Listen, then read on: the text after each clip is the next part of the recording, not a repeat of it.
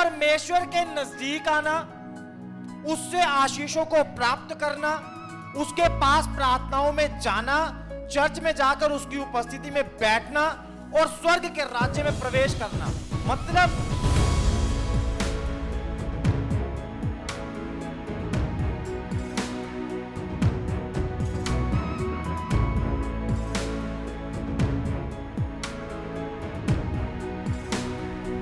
हम अपने जीवन में हालातों के कारण, परिस्थितियों के कारण, कभी परिवार के किसी दुख के कारण, कभी अपने परिवार के किसी व्यक्ति की गलती के कारण, कभी जॉब के कारण, कभी बिजनेस के कारण, कभी पैसों के कारण, कभी बीमारी के कारण निराशा में और दुख में चले जाते हैं। उस समय केवल परमेश्वर की उपस्थिति है या परमेश्वर के नजदीक जाना ही ऐसी बात है जो हमें फिर से आशा देता है, उम्मीद देता है और जो फिर से हमें खड़ा करता है।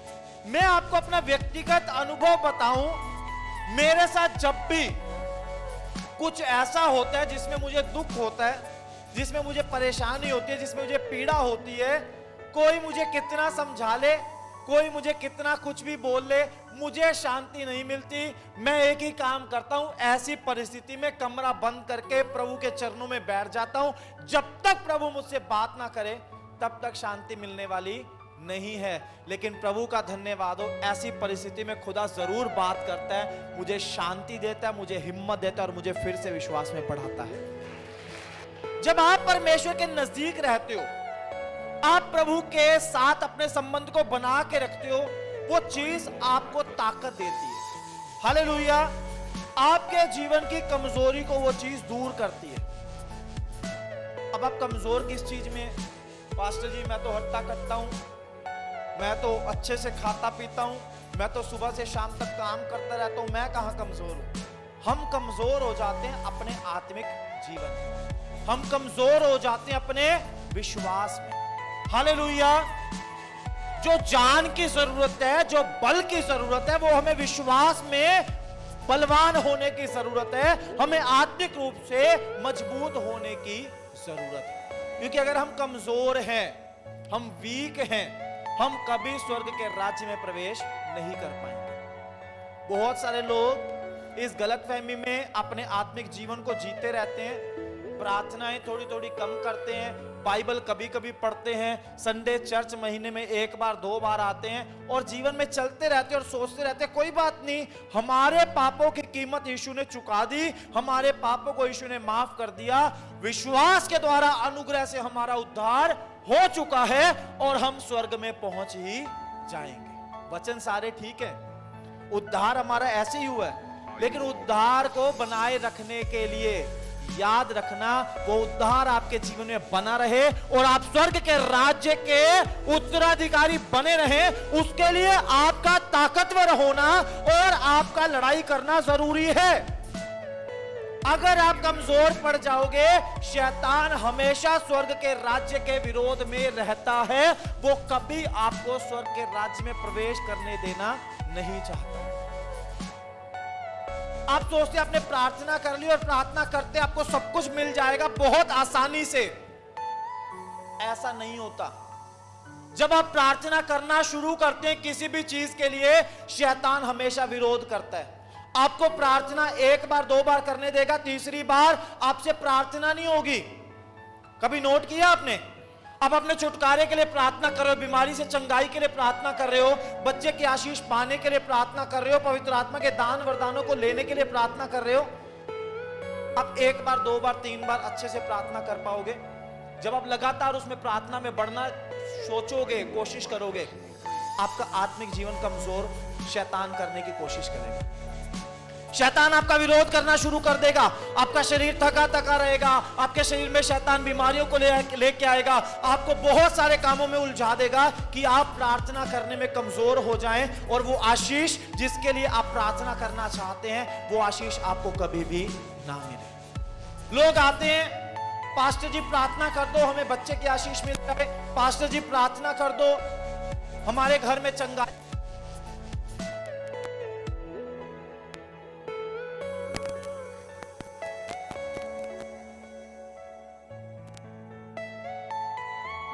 चंगाई होगी तो पास्टर जी के हाथ रखने से होगी, चमत्कार होगा तो चर्च में जाकर बैठने से हो जाएगा, हमें कुछ करने की जरूरत नहीं है। ऐसा बहुत सारे लोग सोचते हैं। और जब उनके जिंदगी में काम नहीं होता तो वो बोलते हैं हमने तो पास्टर गौरव से भी प्रार्थना करवा के देख ली, हमारा तो कुछ नहीं बना। हमने तो अंबेडकर भवन चर्च में भी जाके देख लिया, हमारा तो काम नहीं हुआ। आपकी जिंदगी में आप कुछ भी चाहते हो, पास्टर जी भी दुआ करेंगे, आपको खुद भी प्रार्थना में लड़ाई करनी पड़ेगी, तब आपके लिए रास्ते खुलेंगे, बंधन टूटेंगे और वो सब आशीषें जो आप अपने जीवन में चाहते हो प्रभु यीशु के नाम से आपकी जिंदगी में आती चली जाएंगी। बिना जोर लगाए, बिना मेहनत किए, बिना आत्मिक ताकत का इस्तेमाल किए कुछ हासिल होने वाला नहीं है। स्वर्ग के राज्य से कुछ भी लेने के लिए या स्वर्ग के राज्य में जाने के लिए आपको आत्मिक बलवान होने की जरूरत है, आत्मिक बल लेने की और आत्मिक बल इस्तेमाल करने की जरूरत है। आज इस वचन को बाइबल से पढ़ेंगे, मत्ती रचित सुसमाचार 11 अध्याय उसका 12 वचन। जिनके पास बाइबल है वो खोलें, जिनके पास बाइबल नहीं है वो ध्यान से सुने। मत्ती की किताब 11 अध्याय उसका 12 वचन हम पढ़ेंगे। यूहन्ना बपतिस्मा देने वालों के दिनों से अब तक स्वर्ग के राज्य में बलपूर्वक प्रवेश होता रहा और बलवान उसे छीन लेते हैं। आमीन आमीन। यह वचन बोलता है, यूहन्ना यीशु मसीह सिखा रहे हैं कि यूहन्ना बपतिस्मा वाले के दिनों से लेके अब तक स्वर्ग के राज्य में बलपूर्वक मतलब जोर लगा के प्रवेश होता रहा है और जो बलवान होते हैं मतलब जो ताकतवर होते हैं वो उसको छीन लेते हैं। ये तो एक लड़ाई है। कोई बंदा जा रहा है, उसके हाथ से पैसों को छीनना मुश्किल है ना। हालेलुया। किसी के हाथ से कुछ छीन लेना बहुत मुश्किल है ना। यहां क्या लिखा है? बलवान उसे छीन लेते हैं। मतलब जब आप स्वर्ग के राज्य में जाने की कोशिश करोगे और शैतान उसका विरोध करेगा, आप लड़ाई करके उसको छीन लोगे, प्राप्त कर लोगे। आमीन। इसका उदाहरण देता हूं आपको बाइबल से, तब आपको थोड़ा आसानी से समझ में आएगा। पुराने नियम की पहली किताब है उत्पत्ति की किताब, उसमें एक व्यक्ति का नाम है याकूब। क्या नाम है? याकूब नाम का एक व्यक्ति था। याकूब का मतलब होता है धोखेबाज। क्या मतलब होता है? उसके नाम का मतलब धोखेबाज है। वो अपने घर से भागा हुआ है, अपने मामा के यहां रहता था, वहां उसने शादी की, बच्चे पैदा किए, उसका बहुत बड़ा कुनबा बन गया, बहुत सारे नौकर चाकर, बहुत सारी धन संपत्ति उसके पास है। उसने सोचा मैं वापिस अपने पिता के घर पे जाऊंगा। वो वापिस जा रहा है। अब जब वो वापिस जा रहा है, रास्ते में क्या हुआ, उसने सारे बच्चों को, पत्नी को और नौकरों चाकरों को, जो जानवर थे सबको पार भेज दिया और बीच में नदी थी, खुद इस तरफ रह गया। और रात के टाइम क्या हुआ, उसका परमेश्वर से आमना सामना हुआ। परमेश्वर देखना चाहते थे एक कितना बलवान है, कितना ताकतवर है। प्रभु यीशु मसीह परमेश्वर उसकी ताकत को देखना चाहते थे। परमेश्वर उसे मल्ल युद्ध करना यानी कुश्ती करना शुरू किया। और बाइबल बताती है सारी रात याकूब परमेश्वर के साथ मल्ल युद्ध करता रहा, कुश्ती लड़ता रहा। जब भोर होने वाली थी, सुबह सुबह सूरज निकलने वाला था, सुबह होने वाली थी, तो परमेश्वर ने कहा ठीक है अब मुझे जाने दे। उसने बोला जब तक आप मुझे आशीष नहीं दोगे मैं आपको जाने नहीं दूंगा। परमेश्वर उसके जांग की नस को छुआ, उसकी नस पे नस चढ़ गई। नस पे नस चढ़ती है, दर्द होता है? हुआ आपके साथ? टांग पे नस चढ़ जाए, चलना मुश्किल है, हो जाता है ना। पैर नीचे रखना भी मुश्किल है। उसकी टांग की नस पे नस चढ़ी हुई है, फिर भी उसने लड़ाई करनी नहीं छोड़ी। युद्ध करता रहा और परमेश्वर ने उसको बोला चल ठीक है अपना नाम बता। उसने बोला मेरा नाम याकूब है, मतलब मेरा नाम धोखेबाज है। परमेश्वर ने बोला ध्यान से सुन, अब तेरा नाम धोखेबाज नहीं है, अब तेरा नाम इज़राइल होगा, मतलब तू मेरा चुना हुआ है और मैं तेरे द्वारा एक पूरा देश बनाऊंगा। हालेलुया। उस मल्लयुद्ध के बाद परमेश्वर के ऊपर इतना हावी हो गया वो कि उसने परमेश्वर से आशीष को लेके ही छोड़ा और एक धोखेबाज परमेश्वर का चुना हुआ बन गया। उसके 12 बेटे थे, 12 बेटों से 12 गोत्र बने। और आज जिस इजराइल देश के बारे में आप न्यूज में सुन रहे हैं, वो इजराइल देश उसी व्यक्ति के वंशजों का देश है। परमेश्वर से आशीष को लेना है, कुश्ती करनी पड़ेगी। प्रभु का दास पौलुस बोलता है, मैंने विश्वास की अच्छी लड़ाई लड़ ली है।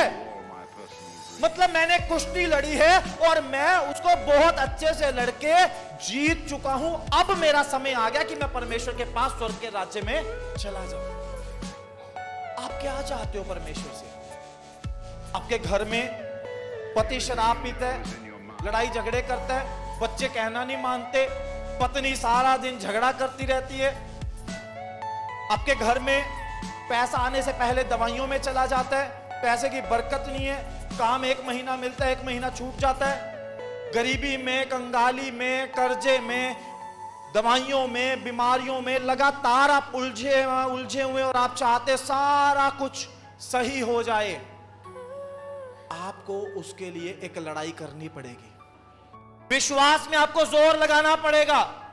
ऐसा नहीं है आप एक बार प्रार्थना करोगे और सब कुछ हो जाएगा। यह बात सही है कि जिस दिन हम प्रार्थना करते हैं उसी दिन परमेश्वर उस प्रार्थना को सुन लेता है और परमेश्वर हमें ब्लेस करने के लिए उसी दिन योजना को बना देता है। लेकिन परमेश्वर चाहता है हम क्या करें? हम युद्ध करें, हम अपना जोर दिखाएं, हम प्रार्थनाओं में जोर लगाएं। बिना प्रार्थना में जोर लगाए कुछ भी होने वाला नहीं है। पास्टर जी चर्च में आते हैं, ठीक हो जाते हैं, जैसे घर में वापस जाते हैं फिर से वही प्रॉब्लम हो जाती है। होती है ना? कितने लोगों के साथ होती है ऐसी प्रॉब्लम? कई लोग हैं यहाँ, खुदा मुझे बता रहे, देखो कितने सारे लोग हैं। इसका मतलब क्या है? आप चर्च में आए, एक युद्ध यहां पर हुआ जो प्रभु के दास ने आपके लिए किया, आपके लिए प्रार्थना की, वो दुष्ट आत्माएं, वो रोग, वो बीमारियां आपको छोड़कर चली गई। लेकिन अब जब आप घर पहुंचे उन दुष्ट आत्माओं ने फिर से आपके ऊपर अटैक किया। अगर तो आप बहुत मजबूत हो चुके हैं आत्मिक लड़ाई कर करके, वो चीजें अटैक करेंगी पर असर नहीं कर पाएंगी और आप यीशु मसीह के नाम से छुटकारे को बनाकर रख पाएंगे। लेकिन अगर आप घर में जाके फिर से दुष्ट आत्मा आपको परेशान कर रही है, फिर से तंग कर रही है, इसका मतलब आपको प्रार्थनाओं में जोर लगाने की, लड़ाई करने की जरूरत है, क्योंकि बलवान उसे छीन लेता है। शैतान ने आपके छुटकारे को पकड़ा हुआ है कि आपको छुटकारा ना मिले, आपको उसको छीन के रिसीव करना है यीशु मसीह के नाम से। अपने छुटकारे को अपनी जिंदगी में यीशु मसीह के नाम से प्राप्त करना है। आपने किसी आशीष के लिए प्रार्थना की, आपने प्रार्थना की, प्रभु यीशु मसीह आप मुझे दिल्ली में अपना घर दे दो।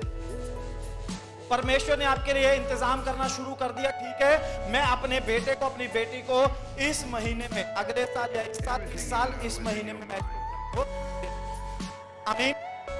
आपने प्रार्थना की, उसी दिन परमेश्वर ने भी सुन ली, लेकिन शैतान ने भी सुन लिया कि आप घर के लिए प्रार्थना कर चुके हैं। अब वो भी अपने काम पे लग गया आपके घर के आशीष को रोकने के लिए। आपने थोड़ा सा पैसा जमा किया, शैतान ने बीमारी को आपके घर में भेजा और वो पैसा बीमारी में, इलाज में चला गया। आपने लोन के लिए अप्लाई किया, आपका लोन रिजेक्ट हो गया। शैतान ऐसे रुकावटें पैदा करते हैं। अभी आपको क्या करने की जरूरत है? जब आपने घर के लिए प्रार्थना की, लगातार आपको घर के लिए प्रार्थना करने की जरूरत है। और जितनी दुष्ट आत्माएं आपके घर के आशीष को रोकने के लिए काम कर रही हैं, उन दुष्ट आत्माओं को बांधने की, उनसे लड़ाई करने की जरूरत है। अगर आपने जोर लगा दिया तो याद रखना, उस घर के आशीष को कोई रोक नहीं पाएगा। पैसा हो ना हो, इंतजाम हो ना हो, जब परमेश्वर देगा और आप बलवान हैं, आप उस घर को ले लोगे यीशु मसीह के नाम से। अगर आप दानियल की किताब को पढ़ोगे, पुराने नियम में, घर जाकर पढ़ लेना, पुराने नियम में एक व्यक्ति था दानियल, परमेश्वर का दास था। उसने परमेश्वर से प्रार्थना की, जिस चीज के लिए प्रार्थना की, परमेश्वर ने उसकी प्रार्थना को सुना और उसकी प्रार्थना को सुन के परमेश्वर ने अपने एक स्वर्गदूत को भेजा कि तू इन प्रार्थनाओं का उत्तर लेकर दानियल के जीवन में जा, दानियल के पास चला जा। स्वर्गदूत आ रहा है, दानियल प्रार्थना कर रहा है, स्वर्गदूत आ रहा है, और रास्ते में क्या हुआ, शैतान ने उस स्वर्गदूत को रोक लिया कि दानियल तक प्रार्थनाओं का उत्तर ना पहुंचे। कई दिन तक आसमान में, रास्ते में उसकी प्रार्थनाओं के उत्तर के आने में डिले हो गया, देरी हो गई, क्योंकि क्या चल रहा है, रास्ते में लड़ाई चल रही है, स्वर्गदूतों की और शैतान की आपस में लड़ाई चल रही है, ताकि दानियल तक वो आशीष जिसके लिए उसने प्रार्थना की उसका उत्तर ना पहुंचे। लेकिन दानियल दिन में 3 टाइम प्रार्थना करने वाला व्यक्ति था। वो प्रार्थना करता रहा और उसका उत्तर यह आया कि कुछ दिनों के बाद वो स्वर्गदूत प्रार्थनाओं का जवाब लेकर दानियल के पास पहुंच गया और सारी प्रार्थनाओं का उत्तर उसे मिल गया। अब एक बार प्रार्थना की, आपकी प्रार्थना के लिए परमेश्वर ने स्वर्गदूत को भेज दिया, आपने उसके बाद प्रार्थना ही नहीं की, उधर लड़ाई चल रही है, आप प्रार्थना ही नहीं कर रहे, अब क्या आशीष रुक जाएगी। खुद प्रार्थना करने की जरूरत है, खुद मसीह में बढ़ने की, मसीह में मजबूत होने की जरूरत है। सब कुछ पास्टर जी के हाथ रखने से होगा, सब कुछ दूसरे आपके लिए करेंगे, सब कुछ आप सोचे चर्च के लोग आपके लिए दुआ करते रहे या पास्टर जी आपके लिए दुआ करते रहे और आपकी जिंदगी में सब कुछ होता रहे, ऐसा नहीं होना चाहिए। आपका खुद का एक रिश्ता परमेश्वर के साथ है, आपको परमेश्वर ने सामर्थ्य दी है। अगर आप युद्ध करने वाले, जोर लगान के आशीष को लेने वाले व्यक्ति हैं, आप यीशु मसीह के नाम से सब तरह की आशीष जिसकी आपको जरूरत है आप जरूर प्राप्त करोगे। नए नियम में आते हैं, प्रभु यीशु मसीह एक दिन एक नगर से होकर निकल रहे हैं, यरीहो उसका नाम है, और उस यरीहो नगर के बाहर सड़क के ऊपर एक व्यक्ति बैठा है, उसका नाम क्या है? उस व्यक्ति का नाम किसी को याद है? यरीहो के बाहर बरतिमाई, हालेलुया। बरतिमाई नाम का एक व्यक्ति बैठा है, अंधा है, भिखारी है, वो भीख मांगने के लिए बैठा हुआ है। उसने सुना कि यीशु मसीह वहां से होके गुजर रहा है, उसने सोचा यीशु मसीह यहां से निकल रहा है, चलो इससे प्रार्थना करते हैं, मेरी आंखों को ये चंगा कर सकता है, क्योंकि मैंने देखा, मैंने सुना है इसके बारे में कि इसके छूने से अंधे देखते, लंगड़े चलते, बहरे सुनते, कोढ़ी पाक साफ हो जाते, मुर्दों को भी जिंदा कर देता है, चलो मैं भी इससे प्रार्थना करना शुरू करता हूं। जैसे इसको पता चला भीड़ आ रही है, इसको महसूस हुआ भीड़ जा रही है, उसने सोचा यीशु मसीह भीड़ में है, उसने आवाज लगानी शुरू कर दी, दाऊद की संतान मुझ पे दया कर, दाऊद की संतान दया कर, दाऊद की संतान दया कर, दाऊद की संतान दया कर। अब यीशु मसीह सुने अनसुने करके आगे चले गए। ये फिर भी बोलता रहा, दाऊद की संतान मुझ पे दया कर। यीशु मसीह के साथ भीड़ है बहुत सारी, और भीड़ के लोगों ने देखा ये भिखारी है, लोगों को भीख मांग मांग के तंग करता है, बाबूजी 1 रुपया दे दो, 2 रुपए दे दो। आज तो सिद्धि यीशु मसीह से भीख मांग रहा है, क्यों गुरु को दुख दे रहा है। लोगों ने इसका विरोध करना शुरू कर दिया, लोगों ने इसके साथ झगड़ना शुरू कर दिया, इसको डांटना शुरू कर दिया, चुप अंधे, फिर भीख मांग रहा है, गुरु को क्यों परेशान कर रहा है, चुप कर। बाइबल में लिखा है, अंधा इस बात को सुनकर चुप नहीं हुआ और ज्यादा पुकार पुकार के कहने लगा, दाऊद की संतान मुझ पर दया कर। वो प्रार्थना कर रहा है, उधर से विरोध शुरू हो गया। अब प्रार्थना करोगे आपका विरोध होगा, कभी परिवार के अंदर से, कभी परिवार के बाहर से, कभी मनुष्यों की तरफ से, कभी शैतान की तरफ से। याद रखना, जब भी आप प्रार्थना में बढ़ोगे, जब भी आप आत्मिक रूप से बढ़ने की कोशिश, जरूर आपका विरोध होगा। आप सोचोगे, आप कमरा बंद करके प्रार्थना कर लोगे, तुरंत आपको कोई काम याद आ जाएगा, या परिवार के लोग ऊंची आवाज में टीवी चला लेंगे। बहुत सारे लोग बोलते हैं, पास्टर जी हम प्रार्थना में बैठते हैं, बच्चे टीवी ऑन कर लेते हैं और वो भी ऊंची आवाज में, हम प्रार्थना ही ना कर पाए।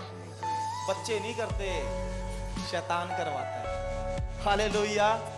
आप सोचते हैं सारे सो जाएंगे फिर मैं रात को उठ के प्रार्थना करूंगा, सारे सो जाते, आप रात को उठने की कोशिश करते हो, तब तक आप इतनी गहरी नींद में चले जाते हो कि आपसे उठा ही नहीं जाता, सुस्ती आ जाती है, आप रात को भी प्रेयर नहीं कर पाते। सुबह आप सोचते हो सुबह उठ के सारे काम खत्म करके प्रार्थना में बैठ जाऊंगी, आपके घर के काम ही नहीं खत्म होते, नाश्ता बनता है, फिर साफ सफाई होती है, तब तक लंच का टाइम हो जाता है। लगातार जब जब आप प्रार्थना में बढ़ने की कोशिश करोगे, शैतान आपको रोकेगा। ये व्यक्ति प्रार्थना कर रहा है, यीशु की दया मांग रहा है, और लोग क्या कर रहे हैं, इसका विरोध कर रहे हैं, इसको चुप करवा रहे हैं। अगर ये अंधा चुप हो जाता, एक ही बार बोल के, दाऊद की संतान तू तो सब कुछ जानता है, तू तो मनों को जांचने वाला परमेश्वर है, सारी दुनिया को पता है, कहावत भी है, अंधा क्या मांगे 2 आंखें, तू मुझे चंगा कर दे प्रभु। लोगों ने बोला चुप अंधे। अंधा चुप होके बैठ जाए, यीशु मसीह तो निकल जाएंगे। अंधे ने जोर लगा दिया प्रार्थना में, अपनी आवाज और ऊंची कर ली, दाऊद की संतान दया कर। लोग बोले चुप, ये बोल रहा है दाऊद की संतान दया कर। लोग जितना इसको दबा रहे, अपनी आवाज को और ऊंचा करता जा रहा है, अपने जोर को बढ़ाता जा रहा है, क्योंकि जानता है आज जोर लगा दिया, आज के बाद मांगने की जरूरत नहीं पड़ने वाली, आज के बाद भिखारी रहने की जरूरत नहीं रहेगी। खुदा मुझे चंगा करेगा और मेरी जिंदगी में काम करेगा। इसने जोर लगा दिया। बहुत बड़ी भीड़ है, भीड़ होसना करते हुए जा रही है, भीड़ यीशु मसीह की जय जयकार करते हुए जा रही है। ऊपर से कुछ लोग इसका विरोध करने के लिए उसको चुप करवा रहे, और ये अंधा अकेला है। आवाज इतनी ऊंची कर ली, इतना जोर लगा दिया कि हजारों की भीड़ में भी यीशु मसीह ने इसकी आवाज को सुन लिया। यीशु मसीह वहां पर ठहर गए, लोगों को बोला उसे मेरे पास लेके आओ। जब अंधा इसके सामने आया तो बाइबल बोलती है यीशु मसीह ने सवाल किया, तू क्या चाहता है मैं तेरे लिए करूं? बोलता है प्रभु ये कि मैं देखने लगूं। यीशु मसीह ने बोला चला जा, तेरे विश्वास ने तुझे चंगा कर दिया। तुरंत वो अंधा चंगा हो। पास्टर जी हमने तो उसके लिए कई बार प्रार्थना कर ली, हमारी जिंदगी में तो हुआ नहीं। कई बार नहीं प्रार्थना करनी, तब तक प्रार्थना करनी है जब तक आपकी जिंदगी में वो काम ना हो जाए, जब तक आपकी जिंदगी में चमत्कार ना हो जाए, जब तक आपके हालात ना बदल जाए, जब तक आपको वो आशीष ना मिल जाए, तब तक आपको लगातार प्रार्थना करनी है और आत्मिक युद्ध करते रहना है, जैसे याकूब ने किया। याकूब ने बोला जब तक आशीर्वाद नहीं देगा, आशीष नहीं देगा, तुझे जाने नहीं दूंगा। उसी टाइम परमेश्वर ने पूछ लिया ठीक है भाई तू बता नाम क्या है तेरा? आमीन।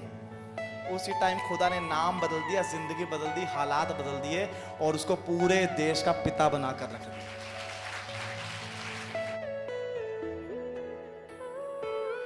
चंगाई चाहिए, आपको छुटकारा चाहिए, आपको ब्लेसिंग्स चाहिए, आपको पैसा चाहिए, आपको आत्मिक रूप से दान वरदान चाहिए, आपको स्वर्ग के राज्य में प्रवेश करना है।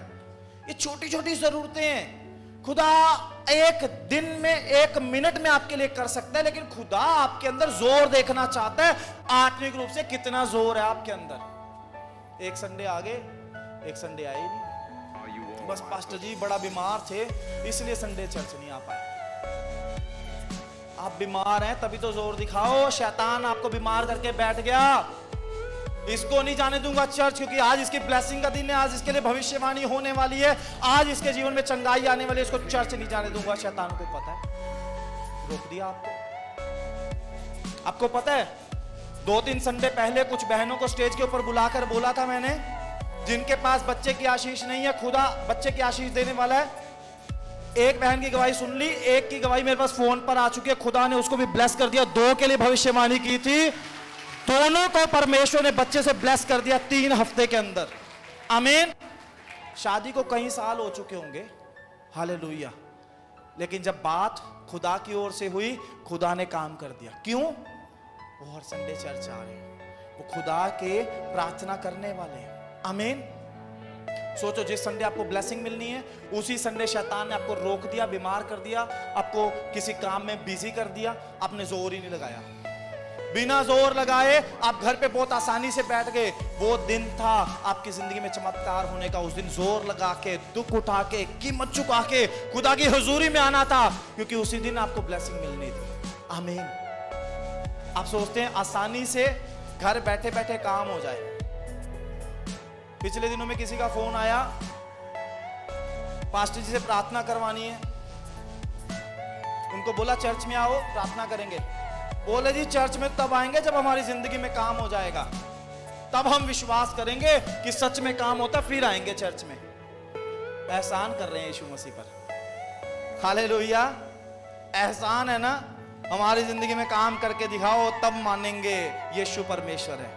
आप मानो ना मानो, वो परमेश्वर है, वो रहेगा, वो उद्धार देने वाला है, वो उद्धार देने वाला रहेगा, वो चमत्कार करने वाला है और चमत्कार देता रहेगा। आमीन। आपको उससे आशीषों को प्राप्त करने के लिए एक लड़ाई करने की जरूरत है। आपको अपने जीवन में शैतानी ताकतों को बांधने की और उनके खिलाफ युद्ध करने की जरूरत है। अब आप सोचे सब काम दूसरे आपके लिए करें या दूसरे के हाथ रखने से, प्रभु के दास के हाथ रखने से सब कुछ मिल जाए, ऐसा नहीं होता। ऐसा हो भी जाएगा तो शैतान ब्लेसिंग छीन लेगा। मैं बता रहा हूं आपको। आप लोन पे घर लोगे ना और आप प्रार्थना करने वाले नहीं हो, लोन नहीं उतारा जाना और घर को बैंक वाले रख लेंगे। प्रार्थना से आपको बच्चे की ब्लेसिंग मिल गई, बच्चा पेट में आ गया। अगर आप प्रार्थना करने वाले नहीं है, शैतान बच्चे की ब्लेसिंग को खराब कर देगा और बच्चा दुनिया में नहीं आएगा। समझ आ रही है आपको? जब परमेश्वर ने आपको ब्लेस कर दिया या आप ब्लेसिंग परमेश्वर से चाहते हो तो उसके लिए जरूरी है आप आत्मिक रूप से बलवान हो जाओ, जोर लगाओ। क्योंकि हमने अभी वचन में पढ़ा, क्या बोलता है वचन? बलवान उसे छीन लेते हैं। क्या करते हैं? क्या करते हैं? अगर आपके अंदर जोर है, शैतान उसे छीनने की कोशिश करेगा, आप जोर लगा के छीन लोगे, अपने पास रिसीव कर लोगे यीशु मसीह के नाम से। जो कुछ चाहिए, आज इस बात को समझ लो। स्वर्ग के राज्य में जाने के लिए भी बलपूर्वक प्रवेश करना पड़ेगा। हारे हुए व्यक्ति की तरह नहीं, बस जी परमेश्वर सब कुछ करने वाला है, प्रभु करेगा जी। करने वाला प्रभु ही है, लेकिन उससे प्रार्थनाएं करनी पड़ेंगी, शैतान के खिलाफ लड़ाई करनी पड़ेगी, तब आप स्वर्ग के राज्य में प्रवेश कर पाओगे। शैतान बार बार परीक्षाओं को लेके आएगा। किसी के जीवन में व्यभिचार की परीक्षा आ जाएगी, किसी के जीवन में नशे की परीक्षा आ जाएगी, किसी के जीवन में लड़ाई झगड़े के कारण गालियां देने की आदत बन जाएगी, तो किसी के जीवन में चर्च ना आने की। शैतान आपको जगह जगह पर कमजोर करेगा, गिराएगा कि आप परमेश्वर से आशीषों को प्राप्त ना कर पाओ और स्वर्ग के राज्य में प्रवेश ना कर पाओ। हालेलुया। अगर आप बलवान हैं, लड़ाई करने वाले हैं, स्वर्ग के राज्य में बलपूर्वक प्रवेश करोगे यीशु मसीह के नाम से। बलवान हो तो जितने लोग आपके आसपास के हैं, आप उनको भी शैतान के राज्य से खींच लाओगे यीशु मसीह के नाम से। लेकिन आग में से झपट कर उन्हें निकाल लो। कौन सी आग में से? नरक की आग में से। आपके पड़ोसी, आपके रिश्तेदार, आपके जानने वाले, आपके आसपास रहने वाले, आपके साथ काम करने वाले लोग जो यीशु मसीह से दूर हैं, पाप में अपनी जिंदगी को बिता रहे हैं। लोग बोलते हैं नहीं पास्टर जी, वो उसका बदलना इम्पॉसिबल है, वो नहीं बदल सकता, वो नहीं बदल सकती, उसकी आदतें ऐसी हैं। वो नरक में जाने से आप रोक सकते हो, उसको झपट कर निकालना पड़ेगा, मतलब उसके लिए लड़ाई करनी पड़ेगी। आप उसके लिए लड़ाई करोगे, वो यीशु पर विश्वास कर लेंगे, वो बचा लिए जाएंगे, वो स्वर्ग के राज्य के अधिकारी हो जाएंगे। किसी को नरक में जाने देना, बस पास्टर जी मेरा बेटा तो मानता नहीं मेरी, मैंने तो उसको छोड़ दिया प्रभु के हाथ में, उसकी मर्जी, जहां मर्जी जाए। अरे आपका बच्चा नरक के रास्ते पे चल रहा है, आपका पति नरक के रास्ते पे चल रहा है, आपकी पत्नी नरक के रास्ते पे चल रही है, आप उसको जाने दे रहे हो? आप बलवान हो जाओ, उसके लिए लड़ाई करो। आपका बच्चा नरक में नहीं जाना चाहिए, आपका पति नरक में नहीं जाना चाहिए, उसके लिए प्रार्थनाएं करो। जो दुष्ट आत्मा उसको पाप के रास्ते पर लेकर जाती हैं, उन दुष्ट आत्माओं के काम को खत्म करो और शैतान के राज्य से छीन कर उसे स्वर्ग के राज्य में चलाने वाला बना दो यीशु मसीह के नाम से। आप कर सकते हो ऐसा। आपको खुदा ने वो सामर्थ दी है, आपको परमेश्वर ने वो ताकत दी है, आत्मिक रूप से वो बल दिया है। बल पूर्वक आप प्रवेश कर सकते हो और किसी को भी नरक के रास्ते से आप छुड़ा सकते हो। क्या करना है इसके लिए? बल, जोर लगाना है। क्या करना है? जोर लगाना है, बल लगाना है, बल पूर्वक करना है। थके हुए व्यक्ति की तरह नहीं जिंदगी को जीना, बस पास्टर जी जो खुदा की मर्जी। अरे खुदा की मर्जी तो आपको आशीष देने की है। खुदा ने आपको गरीब होने के लिए बुलाया क्या? खुदा ने आपको कंगाल रखने के लिए बुलाया क्या? परमेश्वर ने आपको बीमार रखने के लिए बुलाया है? बीमार रखने के लिए बुलाया क्या आपको? फिर आप क्यों बोलते हो खुदा की मर्जी? परमेश्वर क्या चाहता? दुष्ट आत्माओं से आप ग्रस्त रहो, आप दुष्ट आत्माओं से आजाद ना हो। परमेश्वर सब कुछ देना चाहता है। खुदा की मर्जी तो छुटकारे में, आशीष में, चंगाई में और ब्लेसिंग्स में है। उसने एक वादा किया, मैं तुझे आशीष दूंगा तेरा नाम महान करूंगा, तू आशीष का मूल होगा। यह वादा हम सबके लिए है। हालेलुया। थक के ये नहीं बोलना बस जी जो खुदा की मर्जी, बीमार है तो भी खुदा की मर्जी, चंगे हो गए तो भी खुदा की मर्जी। बीमारी में उसकी मर्जी नहीं है, आप कमजोर हो इसलिए इस बात का सहारा लेते हो जो खुदा की मर्जी। उसकी मर्जी को पूरा करने पे आप आओ ना, शैतान के कामों को नाश कर दोगे, खत्म कर दोगे, शैतान के राज्य को बर्बाद कर दोगे और खुदा के राज्य को इस दुनिया में ले आओगे यीशु मसीह के नाम से। थोड़ा सा जोर लगाना शुरू कर दो विश्वास में और प्रार्थनाओं में, इतना शुरू कर दो। प्रभु यीशु मसीह के नाम से हालात बदलने के लिए जा रहे हैं, सिचुएशंस प्रभु यीशु मसीह बिल्कुल नई करने के लिए जा रहे हैं, और आपकी वो आशीषें जो अब तक रुकी हुई थी वो सारी आशीषें प्रभु यीशु मसीह आपकी जिंदगी में, आपके घर में, आपके परिवार में देने के लिए जा रहे हैं। सभी भाई बहनों को जय मसीह की। अगर आप दिल्ली या दिल्ली के आसपास रहते हैं तो आप सब जरूर आएं लिविंग ग्रेस चर्च दिल्ली में। अधिक जानकारी के लिए दिए गए नंबर पर संपर्क करें।